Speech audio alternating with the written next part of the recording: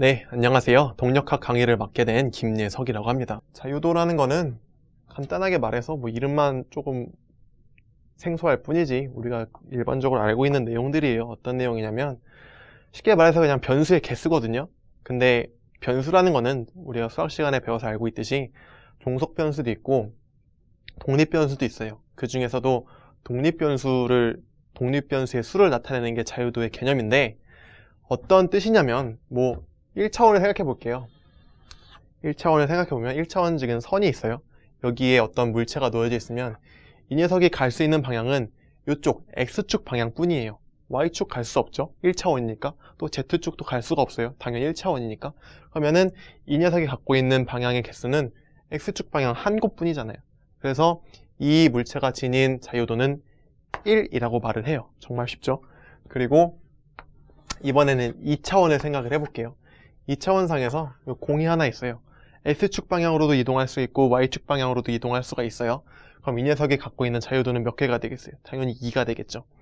그런데 이번엔 공을 하나 더 추가를 해볼게요. 공을 하나 더 추가를 해보면 이 공도 X축, Y축 방향 두 방향으로 운동할 수가 있고 이 공도 X축, Y축 방향 두 방향으로 운동할 수가 있어요. 그러면 이 두 공을 합쳐서 하나의 시스템이라고 부른다고 할 때 이 시스템이 지니고 있는 자유도는 몇 개가 될까요?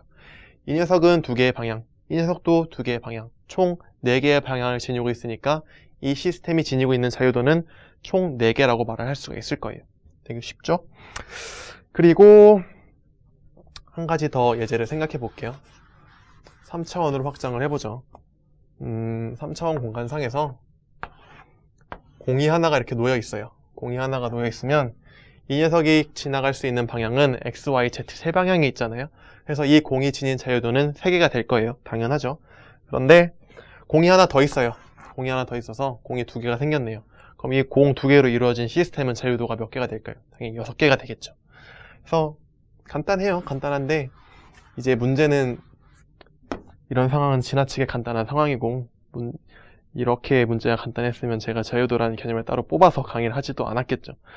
그래서 구체적으로 상황들을 살펴볼 건데 동력학 책을 펼쳐보면은 맨 처음에 나오는 문제들이 이렇게 도르래에 추가 매달려가지고 왔다 갔다 하고 움직일 때 이 도르래가 지니는 속력이 몇이고 가속도가 몇이냐 이런 걸 자꾸 구하라고 해요. 왜 구하라고 하는지는 굳이 모르겠지만 근데 이 문제에서 가장 중요한 거는 사실 위치를 구하는 것도 아니고 속도를 구하는 것도 아니고 가속도를 구하는 것도 아니고 더 중요한 거는 이러한 시스템이 주어졌을 때 이 시스템에서 이 자유도가 몇 개가 될 건지를 예측해내는 어떤 능력을 배양시키는 게 굉장히 중요해요. 왜냐하면 자유도만 잘 파악하고 있어도 나중에 어떤 그러니까 저희가 입자계도 다룰 거고 입자계들이 뭉쳐있는 어떤 강체의 운동도 다루게 될 텐데 강체의 운동 또한 다루게 될 텐데 그런 복잡한 운동 상황이 주어졌을 때 굉장히 복잡한 시스템이 주어졌을 때 문제를 굉장히 단순화시킬 수 있는 어떤 능력이 배양되거든요. 이 자유도에 대한 개념이 확실하게 잡혀 있으면. 그래서 그 자유도에 대한 개념을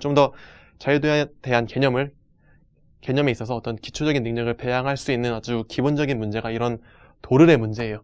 그래서 다음 강의도 그렇고 다다음 강의도 그렇고 이 도르래 문제들을 좀 더 구체적으로 다뤄볼 기회가 주어질 텐데 아마 그 다음 강의나 다다음 강의에서는 이 도르래 문제에 대해서 제가 말씀드렸다시피 이 도르래가 지니는 속력이나 가속도를 구해볼 기회가 있을 거예요.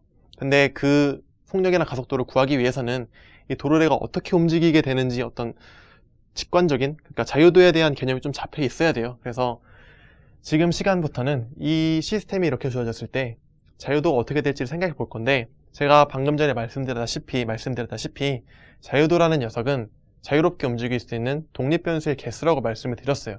그렇기 때문에 이 시스템의 자유도를 구한다는 것은 독립 변수의 개수가 어떻게 될지를 구한다는 것과 똑같은 맥락의 어떤 질문이 될 수 있을 거고 그런 상황에서 이 도르래 시스템에서 어떻게 변수를 설정하고 어떻게 변수들이 자유롭게 움직일 수 있는지를 한번 살펴보고자 해요. 그래서 지금 같은 경우에는 그냥 변수가 바로 주어져 있네요. 어떤 이 고정점을 기준으로 이런 천장 위에 도르래가 매달려 있을 거잖아요. 그렇기 때문에 움직이지 않고 있는 이 천장을 기준으로 각각의 도르래에 대해서 xa라는 변수 하나를 설정했고 또 두 번째 도르래에 대해서는 xb라는 변수를 설정을 했어요. 그런데 뭐 자유도니 뭐 변수니 이런 개념을 다 잠깐 지워버리고 한번 직관적으로 생각을 해볼게요. 만약에 이 a라는 도르래를 이렇게 밑으로 잡아당긴다고 한번 상상을 해보세요. 그러면은 a는 뭐 이렇게 자유롭게 위아래 방향으로 움직일 수 있을 거예요. 그러면 a라는 녀석을 이렇게 밑으로 당긴다고 할 때 이 b라는 녀석은 어떻게 될까요? 당연히 얘가 내려가니까 얘는 따라서 올라가게 되겠죠. 근데 다음 그림 한번 살펴볼게요. 다음 그림은 3개가 있네요. 3개가 있으면 a라는 녀석을 이렇게 밑으로 쭉 내린다고 해볼게요. 그러면은 또 직관적으로 생각해 보기에 b라는 녀석이 왠지 따라 올라갈 것 같아요. 그럼 이 녀석이 a라는 녀석을 내렸으니까 얘는 따라 올라갈 거고 c도 왠지 따라 올라갈 것 같네요.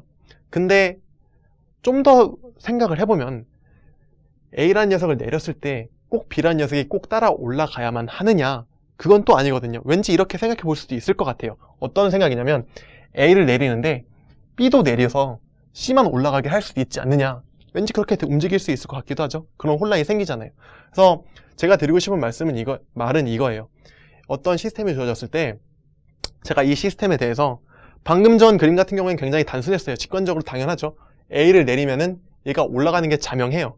근데 얘네 같은 경우에는 a를 내리면은 b가 올라가고 c도 올라가는 상황이 발생할 수도 있을 것 같은데 이게 케이스 1이고, 근데 두 번째 경우를 생각해보면 a는 내리는데 b도 동시에 내려서 c를 올릴 수도 있을 것 같아요. 즉 어떤 복잡한 문제 상황에 대해서 이 시스템의 운동을 생각해 볼 때, 시스템의 운동을 상상해 볼 때 우리가 상상할 수 있는 어떤 예상되는 경우의 가지수가 자명하게 한 가지가 아니라 2가지 혹은 3가지 이상으로 넘어가는 경우가 발생할 수도 있다는 거죠. 그리고 나중에 더 문제가 복잡해지면 그때는 더 상상하기가 힘들어질 거예요. 운동의 어떤 미래의 움직임을 예측하기가. 그런데 단순히 뭐 이럴 것 같다 예측만 하는 게 아니라 좀 더 자유도에 대한 개념, 즉 변수가 어떻게 분리되고 어느 게 독립이고 어느 게 종속인지를 좀 더 살펴볼 수 있는 어떤 능력이나 안목을 기르게 된다면 그 케이스들을 무한히 늘리는 게 아니라 좀 더 합리적인 범위로 좁혀놓을 수가 있어요.